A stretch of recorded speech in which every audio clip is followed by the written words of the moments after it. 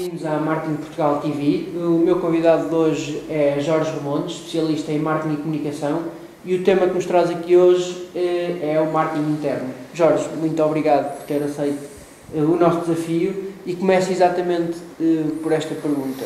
Quais são as principais características do marketing interno e como é que as empresas devem pensar para estarem formatadas para o marketing interno?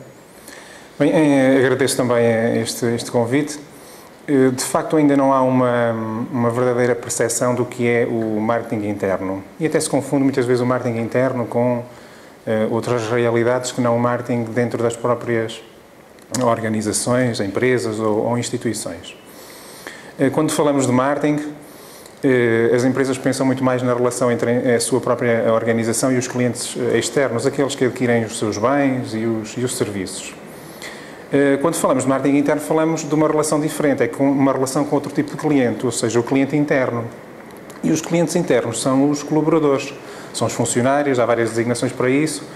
Portanto, não passa de um conjunto de técnicas que nós, nas organizações, tentamos implementar para criar uma melhor relação entre a administração, as várias áreas funcionais, as chefias intermédias e as suas equipas, os seus colaboradores, porque aliás, é o próprio Paulo que diz que o primeiro algarismo é o 0 e não o 1, e o cliente externo é o número 1, mas há o número 0, que é o cliente interno. Exatamente. E numa altura em que está tudo tão virado, eu diria um bocado desesperado mesmo, para angariar clientes, para conseguir, muitas empresas e pequenas empresas estão à procura de se conseguir garantir neste mercado, nesta conjuntura de crise, para alguns, para outros será mais uma oportunidade, mas não há dúvidas que estamos num cenário pouco favorável a muitas dessas empresas. As empresas têm tempo ou devem ter tempo e disponibilidade para pensar em marketing interno quando existe este sufoco? Há espaço para isso? Se não há, tem que haver, porque quanto mais dificuldades houver no mercado, quanto mais o mercado for competitivo e se for influenciado pela envolvente atual de crise económica e financeira, mais a estrutura das empresas tem que ser sólida, firme e consistente. Portanto, se internamente, num momento difícil, não houver coesão, não houver união de esforços, digamos que mais facilmente a estrutura de uma organização vai ruir. Aliás, o mesmo se passa com o nosso país. Quando se fala às vezes de marketing interno, também se fala do marketing de Portugal. Eu não é nessa ótica que eu entendo, é mais na ótica das organizações. Nesta altura, se nós não estivermos coesos e unidos, também teremos mais dificuldades em ultrapassar a crise. O mesmo acontece nas empresas. Portanto, a analogia é perfeita. Podemos passar exatamente, fazer a ponte para a conjuntura atual que vivemos no país. Nós temos uma tutela que tem comunicado várias medidas, geralmente não são muito boas nem favoráveis para a maioria, para o comum português. A minha pergunta é, considera que este governo e o país em si precisa rapidamente de ações de marketing interno, ou melhor ainda, o marketing interno poderá ser salvação para alguma coisa numa altura em que só resta comunicar austeridade e medidas mais complexas? Há formas mais simpáticas de o fazer, não há? Eu não concordo com algumas medidas de austeridade e não vamos aqui analisá-las uma a uma, mas penso que é justo pensar-se e concluir que de facto temos que fazer esforços e sacrifícios. Eu diria mais que se fomos coesos e se estávamos unidos todos durante muitos anos, quando nos apoiaram, nos ajudaram, portanto, aí não houve divisões da parte do país. Portanto, todos nós gostamos de ser, digamos que, apoiados e ajudados. Agora, é uma altura em que temos que fazer alguns sacrifícios, também o devemos estar. Há é que escolher as melhores políticas e as melhores medidas para ultrapassar a situação difícil. Este governo percebe alguma coisa de marketing interno ou não? Eu penso que numa das vertentes do marketing interno, que é a comunicação, eu penso que as falhas são muito consideráveis. Não sei até que ponto é que quem está neste momento a assessorar o gabinete do Primeiro-Ministro e de alguns ministros em termos de comunicação e de imagem estará a prestar o melhor serviço a eles próprios ao país. Penso que há aqui algumas falhas graves de comunicação. É importante que se diga que também é um trabalho ingrato, não é? Para quem está nessa posição, hoje em dia não há de ser um trabalho muito simples de ser feito. É verdade, porque tal como as organizações, os governos atuais são, digamos que, influenciados por muitas variáveis e cada vez têm menos autonomia na tomada de decisões. Digamos que a envolvente externa, as organizações internacionais, a União Europeia em que estamos inseridos, têm, de facto, um poder de decisão elevado e nós, desde que aderimos à União Europeia, sabíamos perfeitamente o que é que iria acontecer. Tenho certeza que nem toda a população estaria consciente disso, mas hoje começa a ser muito mais claro. E os próprios governos nacionais têm alguma dificuldade. Nesse domínio, eu penso que o tio da nossa entrevista é mais na ótica abordar a problemática das organizações e não tanto o país e o ambiente político, mas a este propósito eu penso que a União Europeia terá probabilidades de ter mais sucesso se caminharmos numa integração também política. Portanto, uma União Económica e Monetária sem também um processo de integração política, na minha opinião, no médio e longo prazo terá muitas dificuldades em resistir, ou melhor, em crescer e em se desenvolver, porque hoje precisamos de crescimento, é verdade, económico, mas precisamos de mais integração política para que esse crescimento económico consiga despoltar. Muito bem, regressamos então às empresas, até porque provavelmente os políticos não vão ver muito a nossa entrevista. Pensando um bocadinho nas PMEs que vivem com muito poucos departamentos, muito poucos profissionais na área do marketing, da comunicação, recursos humanos, muitas vezes é uma pessoa que faz tudo. Que indicadores, que sugestões podemos dar a essas pessoas para que trabalhem o seu marketing interno, independentemente de terem 50, 100, 300 ou 2 funcionários? O marketing interno deve existir, certo? O marketing interno aplica-se a todas as empresas, independentemente da sua dimensão, sejam elas micro, pequenas, médias ou grandes empresas. E temos casos de sucesso em micro, pequenas e médias empresas como nas grandes, e casos de insucesso em muitas micro, pequenas e médias empresas e em grandes empresas. Tal como o marketing não é uma ciência, é um conjunto de técnicas de gestão e também é muito um estado de espírito. Muitas vezes as pessoas fazem marketing interno e nem têm consciência que fazem marketing interno. E há outras que não o fazem e nem querem saber do conjunto de técnicas que podem usar internamente. Portanto, desde que o estilo de liderança, a comunicação interna nas organizações esteja voltado para os colaboradores e não para, digamos que a administração em si, as coisas acabam por funcionar. Não tendo uma estrutura própria nas micro e pequenas empresas, associações comerciais, industriais, empresas de consultoria, consultores com experiência podem ajudar, digamos que o empresário a implementar ações de marketing interno. Organizações que já têm um departamento de marketing na sua estrutura e se integrarem na sua estrutura também um departamento de comunicação, digamos que mais facilmente conseguem tirar partido dessas competências em articulação com recursos humanos, claro. Porque nas micro, pequenas e médias empresas muitas vezes não existe o marketing enquanto área funcional, nem os recursos humanos. Antes, por vezes, existe uma distância demasiado grande entre os departamentos. Tenho essa percepção. E que não deve existir. Não deve existir. Deve tentar ter aqui uma integração, até porque o marketing tem uma visão do negócio, os recursos humanos têm outra. Concordo. E não podem funcionar separadamente. Portanto, recursos humanos e marketing, nesta área do marketing interno, obrigatoriamente, porque não é uma área específica nem do marketing, nem é uma área específica dos recursos humanos da empresa. Esta é a minha percepção, até porque acabámos agora as férias e ouvimos bastante falar de crise, por exemplo, no Algarve. Ouvimos falar constantemente de negócios que estão a cair, obviamente, a ver a sua rentabilidade a cair. Eu tenho sempre a ideia que o papel mais importante nas empresas é aquele que lida diretamente com o cliente, seja o vendedor, seja o senhor que está na caixa num supermercado. E a sensibilidade que eu tenho, e isto aqui afastando-me completamente do conhecimento do marketing e falando como consumidor, é que muitas empresas não trabalham essas pessoas. A pessoa que está na caixa no supermercado tem muito mais importância para o cliente, para a pessoa que vai comprar, do que o diretor de marketing e do que as outras pessoas que nem conhecem. Acha que isso já é feito a nível das empresas em Portugal? Esse cuidado, essa preocupação de que a empregada de limpeza tem que ter um trabalho tão sério a nível de marketing interno como qualquer diretor-geral ou diretor de marketing? Ora, esse aqui é o papel dos profissionais de marketing, digamos que, na estrutura das organizações, fazer passar a seguinte mensagem. Cada um, de acordo com as suas funções, tem muita importância na empresa, desde a empregada da limpeza, desde o segurança, desde o porteiro até a administração, todos têm importância. São aquilo a que eu costumo referir e muitos investigadores, docentes e gestores executivos, os part-time martyrs, ou seja, numa organização devem ser todos part-time martyrs, ou seja, são todos vendedores de algo.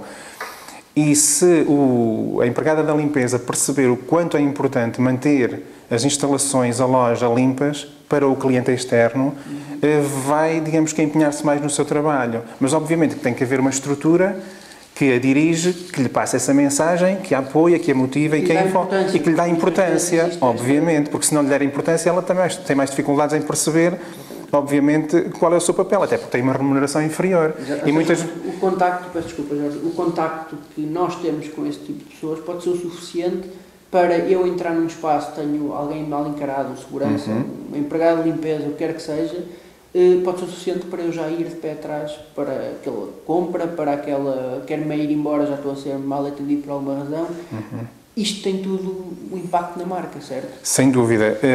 Para o cliente que adquire um bem ou um serviço, digamos que o operador da loja é a imagem da empresa. Portanto, quando se relaciona com alguém, esse alguém representa a empresa. Portanto, na ótica do empresário, das direções funcionais da empresa, têm que perceber que o mais importante para a empresa é o cliente. Se é o cliente, logo a seguir são os seus colaboradores que estão na linha da frente. E a linha da frente hoje tende a ter uma dimensão superior à retaguarda, porque as novas tecnologias de informação, quer ao nível da produção, quer ao nível administrativo e financeiro, reduziram o número ou baixou, digamos que, a necessidade de recursos humanos. Digamos que é muito mais fácil hoje produzir mais e melhor e em grandes quantidades, e para isso é preciso ter uma linha da frente com mais dimensão. E essa linha da frente é que está a dar a cara pela empresa. Logo, ela tem que estar preparada, tem que estar bem formada, tem que estar motivada para se relacionar com os clientes externos. Portanto, enquanto executivo, pondo-me no lugar de um diretor de marketing ou de um CEO de uma organização, eu tenho que me preocupar muito com os meus colaboradores, porque sem eles eu não consigo prestar um bom serviço aos clientes. É como um treinador de futebol, tem que ter uma equipa e tem que ter a capacidade de motivar a sua equipa. Lembro-me desse exemplo, lembro-me de alguns clubes de futebol, por exemplo, destacam o tesoureiro, destacam a pessoa que está no roupeiro, ou seja, que são pessoas que garantem que os jogadores não têm que se preocupar. Senão não funciona, senão não funciona. E são dados que são importantes a reter, porque eu acho que as empresas têm um gap muito grande entre o CEO e as pessoas da área operacional, se quisermos chamar assim. Eu acho que tem que haver as pessoas têm que ter noção das suas responsabilidades e que divergem de acordo com os níveis hierárquicos, mas a empresa é uma só. Portanto, têm que estar todos, obviamente, imbuídos pelo mesmo espírito. Introduzindo aqui outro tema que tem a ver com as redes sociais, frequentemente vemos notícias de empresas, organizações, autarquias que não permitem aos seus colaboradores, por exemplo, ter acesso às redes sociais no horário de trabalho. Hoje em dia, com a mobilização, rapidamente agarramos num smartphone, conseguimos contornar esta realidade. Relembro uma frase de Platão que dizia que as pessoas que são bem intencionadas não precisam de leis, as mal intencionadas aprendem a contorná-las muito facilmente. A minha pergunta é, faz sentido nos dias de hoje proibir as pessoas terem acesso ao mundo digital no seu horário de trabalho? As tecnologias foram, entre aspas, inventadas por nós, é para serem utilizadas. Devemos tirar partido delas na devida medida, de acordo com aquilo que nós fazemos. Há quem necessite mais de as usar na empresa, há quem necessite de as usar menos. Agora, também existem redes sociais internas, como o Paulo sabe. Poderemos não proporcionar a utilização do Facebook, do LinkedIn ou de outras redes enquanto os colaboradores trabalham, mas podem estar a dar ideias, por exemplo, a falar da empresa, a discutir os problemas da empresa numa rede social privada. Numa ótica de marketing interno, eu penso que atrever-me até a dizer que o mais importante nas empresas nem são os produtos, nem é o posicionamento da empresa, nem é a estratégia de segmentação de mercado, nem é a imagem. Eu penso que o mais importante nas empresas são, ou das coisas mais importantes, são as ideias. E é das ideias que surgem novos produtos. Surge a necessidade de segmentar o mercado. Exatamente. E então, eu acho que os clientes internos, o zero, como diz o Paulo às vezes, podem constituir uma excelente fábrica de ideias. Se tomarmos como exemplo a Google, Cisco, as grandes empresas na área das tecnologias, como é que cresceram, se desenvolveram, lançaram novos produtos? A Google é um bom exemplo que dá 20% do tempo dos colaboradores para produzirem novas ideias. Isso consegue-se como? Facultando-lhes instrumentos para que se possam recolher essas ideias e analisar. Então, nada melhor do que, por exemplo, utilizar um portal de um colaborador, uma intranet e uma rede social interna, por exemplo. E através das redes sociais mais generalistas também. Não vejo dificuldade nenhuma nisso. Aliás, eu penso que os colaboradores, para desempenharem melhor o seu papel de part-time marketeers, se tiverem a possibilidade de editar perfis em redes sociais, têm uma possibilidade de vender os produtos e os serviços da empresa a um maior número de potenciais. Têm que saber gerir e têm que estar, de alguma maneira, também orientados, de modo a desempenharem bem esse papel para o exterior. É mais um canal. É um papel que pode ser arriscado. Eu lembro, por exemplo, de uma empresa que tive a dar formação recentemente, tem cerca de 6 mil colaboradores. E uma das questões deles é: ninguém pode falar sobre a marca em situação nenhuma. Minha pergunta é: aqueles 6 mil pessoas que estiverem mobilizados em prol da marca, são 6 mil pessoas que podem vender a marca. Claro, sem Mas, dúvida. Por outro lado, o medo da empresa de não os deixar falar sobre a marca, o medo que eles falhem, que ponham a marca em causa, acaba por os obrigar a não falarem. Há um risco que é segmentação do mercado. Nós podemos estar a falar para quem não faz parte do nosso alvo, digamos assim. Esse é o risco, porque se a estratégia estiver bem definida perante o alvo que queremos atingir, eu penso que aí o risco não existirá certamente. Pronto, o problema das redes mais generalistas e de acesso global é que podemos estar a falar, de facto, com quem não faz parte do target. E então aí é mais complicado, como é lógico. A disciplina tem que ser, é um trabalho. Sem dúvida, sem dúvida. Às vezes pensamos que o marketing interno é só dar umas dicas não, acho que... O marketing interno, ou seja, nós não podemos falar de marketing externo e interno isoladamente. Digamos que o conceito mais correto é o marketing integrado. Marketing integrado que se apoia nestas duas vertentes do marketing. Mas também ao falarmos do marketing interno e deste novo conceito, não podemos falar do marketing externo isoladamente, senão já não estamos a falar de marketing, porque falta-lhe uma peça importante, que é o marketing interno. Muito bem. No seu estudo de investigação, concluiu que as tecnologias de informação e comunicação têm impacto direto ao nível da qualidade da imagem da própria organização, certo? Em que medida é que isto pode ser levado à frente? Ou seja, o estudo incidiu sobre empresas que já têm esta ação, Exatamente. este tipo de papel. A pergunta é: para quem não tem este tipo de tecnologia, utilizá-la poderá ser claramente uma mais-valia? Em que sentido? Em primeiro lugar, porque reduz, obviamente, os custos, digamos assim, e as respostas são muito mais rápidas. Digamos que em termos de rapidez, em termos de eficácia, as tecnologias proporcionam respostas mais rápidas aos clientes. Agora, as tecnologias, no controlo estatístico de dados, na inovação processual, trazem benefícios enormes em termos de produtividade, não há comparação possível. Basta, por exemplo, analisar o caso específico de instituições de ensino. Como é que eu consigo muito mais facilmente assegurar a qualidade de um serviço que eu vou prestar a posteriori se tiver feedback dos meus, entre aspas, clientes, que são os alunos. E as plataformas de e-learning, digamos que o clickstream, a informação transacional que nos chega via tecnologia, permite-nos analisar muito melhor os outros. Faz sentido. Não há dúvidas nenhumas. Claro, a todos os níveis. Ou seja, porque eu tenho a sensação, e também sou docente, o Jorge também é, que existe algum medo dos docentes de se exporem ou de se aproximarem dos alunos em redes mais massificadas, como é o caso do Facebook. Conheço pessoas que pura e simplesmente não aceitam os seus alunos porque não querem ter essa proximidade. Conheço outros, que é o meu caso, que não estão minimamente preocupados, estão lá alunos que não estão. Existe ou não aqui o risco do aluno não perceber onde é que deve haver a barreira entre... Eu colocava a questão de outra forma, se me permite isso. Claro, portanto, se hoje o ensino, hoje uma das fontes de informação a que os alunos recorrem cada vez com mais frequência é a internet, o que é que acontece a um docente se não estiver lá, se não estiver presente? Portanto, se a fonte de informação não é só a sala de aula, aliás, que a própria sala de aula deixou de ser tanto uma fonte de informação para ser mais um local de trabalho, de interação, de partilha, de discussão.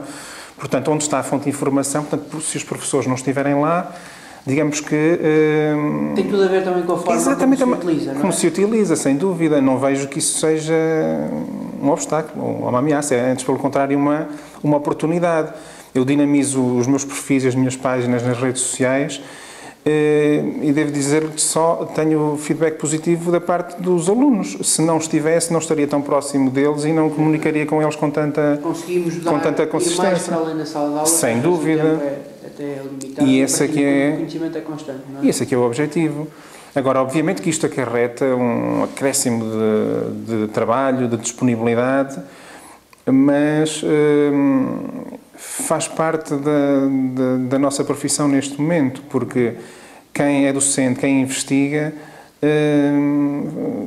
tem que ter esta postura, quer dizer, e se nós queremos que os alunos fiquem satisfeitos e se os queremos ajudar, não podemos estar disponíveis apenas na sala de aula, como é lógico. Acaba por ser uma mudança. E depois há uma outra realidade, que é o próprio intercâmbio entre docentes e investigadores de instituições diferentes, de países diferentes, que desta forma nós conseguimos fazer um pouco uma construção, conseguimos construir conhecimento que de outra forma era impensável há uns anos atrás. E mesmo os próprios alunos, entre eles e alunos de outras instituições, de outros países, quer dizer, há aqui uma partilha de informação muito mais... Portanto, a lógica é construir e não apenas transmitir informação. Muito bem. Passando aqui para outro tema que o Jorge publicou, que tem um nome curioso, marketing interno e comunicação sexy. O que é este conceito? Porquê o sexy? O marketing e a comunicação podem ser sexy? O marketing, por natureza, é sexy e a comunicação deve ser sexy. Ou seja, nós devemos nos sentir atraídos, no bom sentido.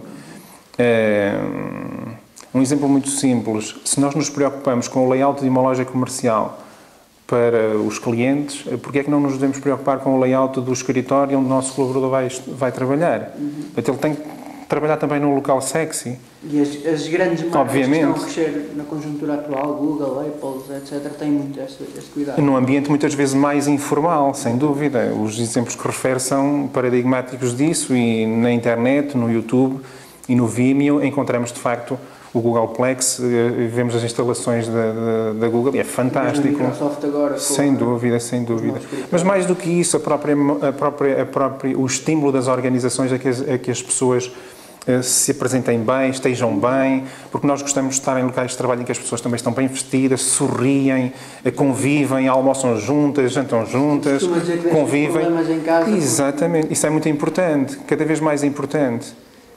Jorge, afirmar que marketing interno é sinónimo de colaboradores mais satisfeitos e, obviamente, criam clientes externos mais satisfeitos, fidelizando-os e aumentando a rentabilidade da empresa. Podemos afirmar isso? Podemos afirmar que marketing interno é sinónimo de clientes conquistados e fidelizados, satisfeitos. Existe uma relação direta entre o cliente interno satisfeito e a rentabilidade da empresa? Isso não há dúvida. Isso não há dúvidas. Se não tivermos colaboradores motivados, o empenho é diferente, por si só a produtividade diminui, depois a satisfação do cliente não é a mesma. Falou há pouco do atendimento, que tive essa experiência no período de férias, mas tem várias experiências durante o ano de certeza em que não é bem atendido. Obviamente que depois não volta. Exatamente. O cliente, quando não está satisfeito, não volta. E hoje em dia, para além de não voltar, é o falar, é o rapidamente publicar numa rede social sem e dúvida, criar sem dúvida. Pouco interessante para qualquer marca. Sem dúvida. Jorge, para finalizar, o que é que as pessoas que nos estão a ver podem esperar do livro Marketing Interno e Comunicação? O que é que podem ir beber aquela informação, sejam empresários, estudantes? Qual é a essência do livro e porquê, obviamente, a publicação, que eu sei que tem aí mais qualquer coisa na manga que aí vem. Brevemente. Mas este aqui, o que é que podemos esperar de quem o lê? O livro é o resultado da minha tese de doutoramento. Digamos que não retrata a tese na íntegra, mas é uma síntese daquilo que foi o meu trabalho de investigação. O trabalho não incidiu sobre todas as vertentes do marketing interno, incidiu sobre a comunicação e, no âmbito da comunicação, também não sobre todos os suportes de comunicação. Incidiu precisamente sobre o impacto das novas tecnologias de informação e comunicação na comunicação interna e logo no marketing interno. E as conclusões a que cheguei e que estão espelhadas no livro e que são várias, é que as tecnologias transformam-se em potencialidades para as empresas, são uma oportunidade e que contribuem para aumentar a produtividade dos colaboradores. Mas ao afetarem a comunicação entre as várias áreas funcionais da empresa, comunicação vertical, horizontal, em todos os sentidos. Isso depois porque tem consequências diretas em todas as outras restantes áreas funcionais. Porque se a comunicação, se o marketing interno e a comunicação fluírem, temos mais qualidade, produzimos mais, digamos que correspondemos com mais rapidez às necessidades dos clientes, lançamos mais produtos, inovamos, melhoria de processo a todos os níveis. Portanto, se o marketing interno e a comunicação não estiverem, digamos que, a ser aplicadas de uma forma correta, todas as outras restantes áreas funcionais da empresa são afetadas. E o problema das empresas é que não têm essa consciência muitas vezes. No momento em que não vendem, muitas vezes acham que a culpa é dos vendedores. No momento em que há muitas reclamações, o problema é de quem atende o telefone, de quem gera as reclamações na empresa. Portanto, e muitas vezes não se tem consciência que o problema está, digamos que, na própria comunicação interna. Não é? E o livro, no fundo, espelha isso, mas como é que as tecnologias contribuem para minimizar as barreiras à comunicação interna? Digamos que tornam os colaboradores mais próximos das suas chefias e direções, e ao contribuírem para isso, digamos que aumentam a produtividade e valorizam todas as outras áreas funcionais, porque nenhum colaborador pode prestar um bom serviço se não tiver informação. Como é que ele pode ter informação? Com a utilização de tecnologias, mais facilmente nós conseguimos proporcionar. Queremos muitas vezes organizar reuniões nas empresas, não conseguimos. Hoje podemos usar recursos tecnológicos que nos permitem falar com colaboradores à distância, por exemplo, ou em todo o lado. Não é por aí que nós não vamos conseguir estar próximo dos colaboradores. Não lhes vamos transmitir informação, partilhar, ajudar. E o próprio e-learning para a formação, não é? A nível interno, por exemplo. Mas não basta, obviamente. Isso não põe em causa o contacto pessoal, que é fundamental, como é lógico. Mas também não é necessário estar permanentemente em contacto com as pessoas, como é evidente. Cada contacto pode ter uma intenção muito mais objetiva. Sem dúvida. Nós somos um país onde as reuniões ainda se fazem durante muitas horas, não é? Muitas vezes a desperdiçar... E acabam na reunião seguinte, sempre. Nunca acabam na reunião, na verdadeira reunião. Portanto, eu penso que as tecnologias ajudam a implementar um bom plano de marketing interno. E foi essa vertente que eu desenvolvi. Mas, obviamente, que temos que pensar de uma forma integrada. Muito bem. Sendo o marketing interno, ficou claro que é uma área, uma especialização do marketing que tem um potencial de crescimento enorme. Onde é que as pessoas podem aprender marketing interno? Está a pensar em fazer alguma coisa nesta área? Já existe? No passado existia a unidade curricular de marketing interno na estrutura curricular dos cursos. Deixou de estar presente, em alguns está. Mas eu penso que é uma área em aberto, na ótica do lançamento de novos serviços educacionais, formação nesta área. Eu penso que faz falta formação nesta área, em Portugal e não só, sobre marketing interno. Sem dúvida nenhuma. Também acho que é uma das áreas críticas e, sinceramente, para quem está do outro lado, sabemos que está muita gente desempregada ao acabar os seus cursos. É uma área que muitas vezes não é partilhada nas universidades, nas instituições, mas é uma área que tem muito para onde crescer e explorar. Jorge? E muitas vezes eu penso que é explorada ainda muito mais na ótica apenas dos recursos humanos.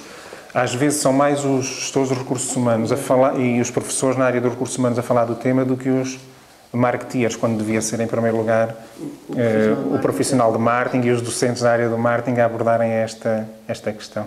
Muito obrigado. Muito obrigado, Jorge, pela disponibilidade. Obrigado a vocês também por estarem desse lado. Podem seguir o trabalho do Jorge no seu livro, que já falámos aqui, e em jorgemontes.com, onde frequentemente vai pondo atualização das suas formações que vai dando, das suas publicações e de toda a sua atividade. E através das redes sociais também é muito fácil de encontrar. Aproveitem que é uma boa fonte de conhecimento. Obrigado a todos e até uma próxima conversa.